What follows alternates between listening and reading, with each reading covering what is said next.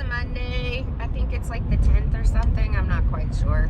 But I have one more week until I start my winter shifts. We are in the middle of what this town calls shoulder season.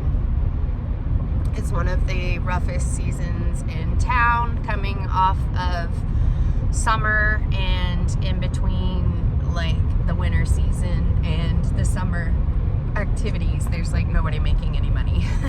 Like nobody. All of us that work summer work our tail off and don't have year-round jobs. We make as much money as we can during the summer. We take a month off. Well, usually people take 2 months off. And because winter season here doesn't start until around the Thanksgiving or the beginning of December. Like our opening day at PIRG is, I think, the 16th of November. So I have over a month to get the office ready and all of these new systems in play. I'm already having tons of people email me about jobs and about volunteering. There's a whole new system up at the resort this year that needs to be implemented. Yeah, I'm really nervous about the next month because I'm going to be turning tons of people away that have been doing the volunteering and working up at this mountain for, 10, 15 years. But the entire system is changing. We are now requiring all of our volunteers and all of our guest services crew to get certified in OEC. And what that means is emergency medical care and AED training, the machine that if you're having a heart attack. So, that adds in a week worth of training for everyone, and training that no one was expecting to come into this year. I'm going to have to be warning people. I've had at least 4 employees say, I don't know that I want to come back because of all these new systems.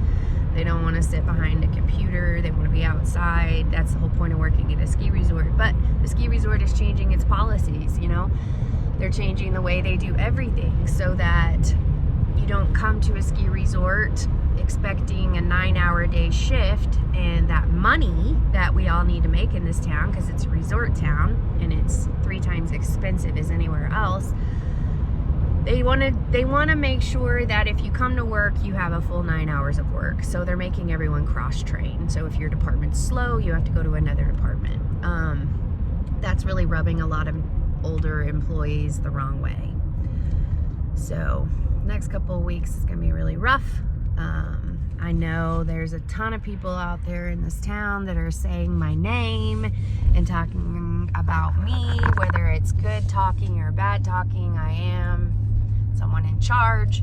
So I think half the people will think that I made a lot of these changes. I know I didn't, so I'm okay with that. But it's when you hear that people are bad-mouthing you when you had nothing to do with the situation that gets really hard. So I'm working really hard this next month at letting things just roll off my back. None of it has to do with me. I'm just the enforcer. And that's what I'm going to be telling people. There are many jobs that have been eliminated. Like I had to let our executive assistant go. He planned on working all season. I am trying to fight to get there's some stuff on the side of the road I'm trying to fight to get our snowshoe team back, and I don't know if they want to push snowshoe tours this year or not, and that's my department. I'm actually over all of the guest services people, the lost and found, the plaza, and the volunteers. So I have a very large job. This next couple of weeks is not going to be interesting. It's going to be hard. And also, I'm in the middle of starting a new section at school. So Tuesdays and Mondays are school days, and this week we are starting our new pastry section, baking, which is so hard at altitude. It's like every other thing I make that I bake fails, and it's frustrating. We still eat it, but it's like eating a brick because we live at 6,800 feet. Altitude is 3,000 feet.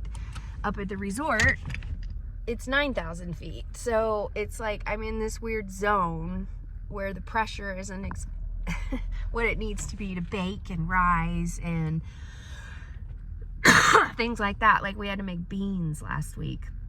Beans, if you soak them overnight, should only take about 30 minutes to cook, 20 to 30 minutes. It took an hour and a half here. I had to do it twice because I thought I did something wrong the first time. So I'm starting to learn much more of Instant Pots and pressure cookers, because adding the pressure where there's not as much because you're at elevation really helps things cook the proper way. I'm not looking forward to this baking section because I feel like we're going to gain weight baking pastries and breads and all of these things, but it'll be a tasty week as long as I get it right. We'll see. The one good thing is that my chef trainer, our chef that does 2-hour lectures and then we all cook together for the rest of the day online, she had a sister that lived in Durango, and her sister, she's done all the baking conversions. So I'm so lucky to have that because she has it in her repertoire that she can send it to me, and I'm going to learn all of these things in the next 6 weeks. It'll be interesting.